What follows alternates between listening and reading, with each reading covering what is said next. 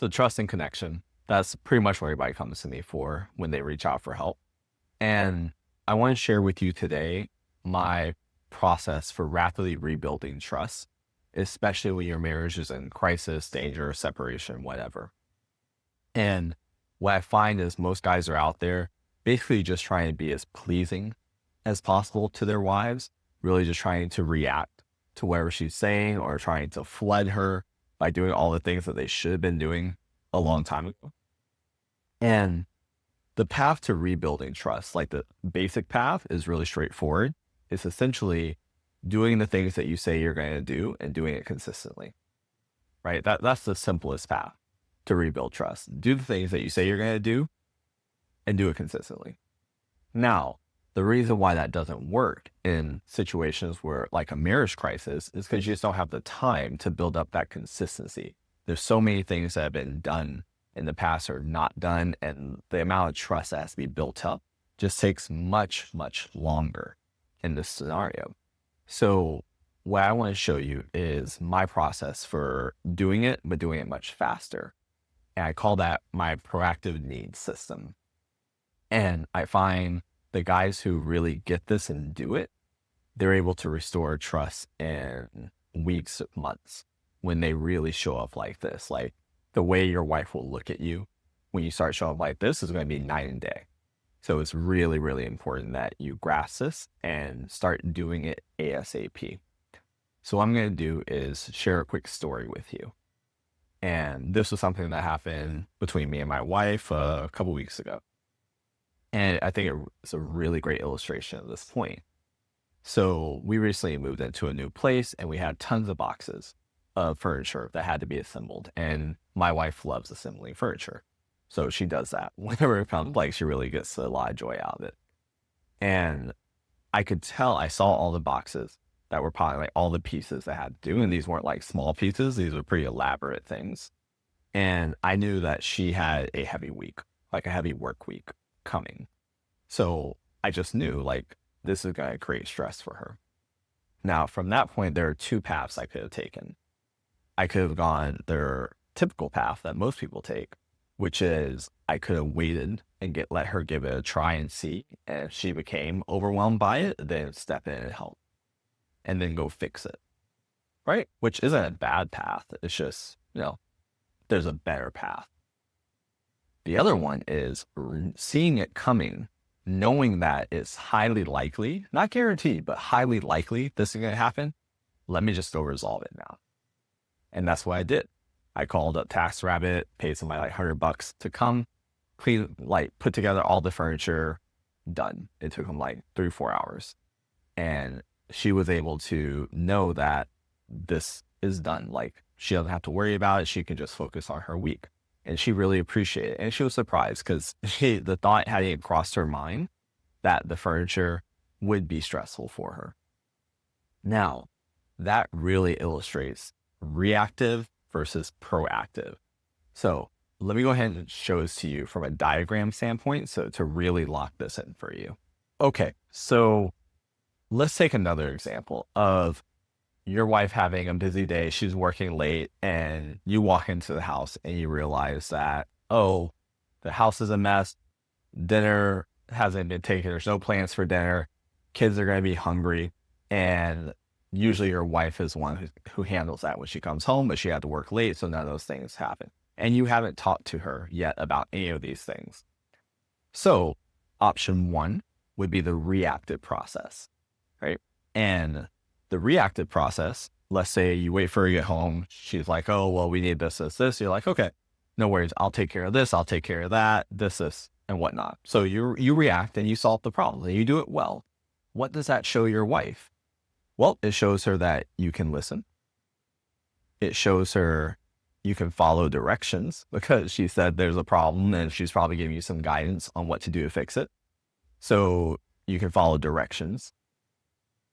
It shows her you care about her, right? Because you're doing these things for her. So it does show a level of care. And it shows that you'll make her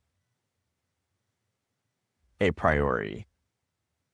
Emphasis on the word make. in this situation. You will make her a priority. If you didn't notice this person in the middle, that's your wife. Probably not the best representation ever, but I'm not an artist, so okay. Oh, so you'll make her a priority. Now, let's say you just did all the things. You got the kids ready. You had food, dinner prepped, done. You had a glass of wine, her favorite reality show queued up in the bedroom so she could just unwind. You're going to take care of putting the kids to bed. You do all these things. And when she walks in, without even letting her know, she comes in and just sees all this done and ready. What does that show her? Well, it shows her that she's a priority. Why does it show her she's a priority?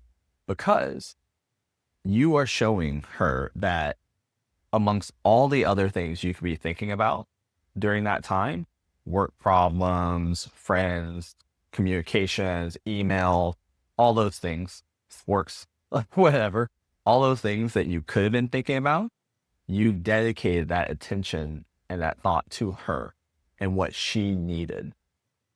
And that means in that moment, you elevated her above all those other things, which makes her feel like a priority. It makes her feel special. And that's one of the big things that we want to communicate, because she is. It's also going to show her you care. It's going to understand or show her you understand her. What do I mean? Well, for you to be able to do the things that you did, it means you understand what she needs, which means you understand her, and people want to be understood. She wants to feel understood and seen by you, right? So this is one of the ways you communicate that. It shows her you can think ahead, which is a quality of leadership. Shows that you are a good leader. This is a way to rebuild trust in leadership very quickly as well, right?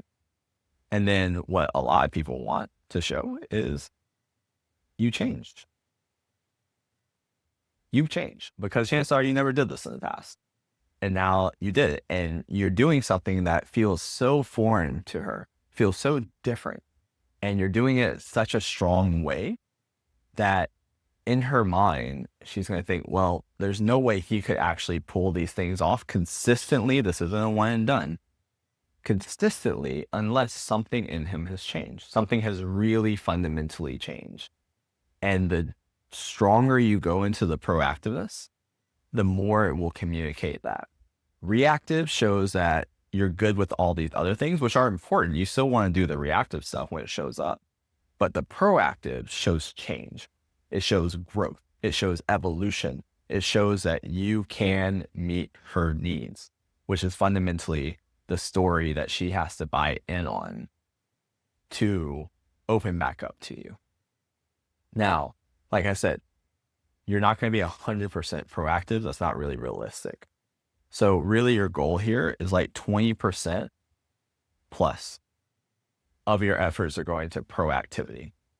Is looking for the needs that your wife has, looking forward in her day, whereas 12 hours, 24 hours, 48 hours, 7 days, looking at those things, even like over the next month, couple months. And you are figuring out, okay, what might she need in those coming times? What can I do to help her in those? And the more you do that, the better you will be at this, and the faster you would rebuild trust between you and your wife. And a lot of guys, when I share this, are like, well, I'm separated. Well, she won't let me. Well, I'm actually already doing a lot. And all those things may be true. But fundamentally, what all of them equal is a lack of creativity and resourcefulness. Because I have yet to meet a client who wasn't able to do one person. It was a very extreme situation. But I've yet to meet a client other than that who has not been able to come up with at least something that they can do proactively. And my clients who do it, get it, and implement on it see massive changes very quickly. So I really want you to put some thought into this. Just put some thinking time into it and see like, okay, what can I proactively, things that she hasn't mentioned, but I know she's going to need in the next day, the next week. Really just get a sheet of paper, make a list, and just see what comes up. You'll be surprised. Okay. And if you need more support, there's a link to a free course below to really help walk you through like how to save your marriage in about an hour. And if you're just tired of doing this on your own, you're feeling stuck or whatnot, you can always click the link to reach out for support from us as well. All right. So that's today's video. Go do that and let me know how it goes. Take care.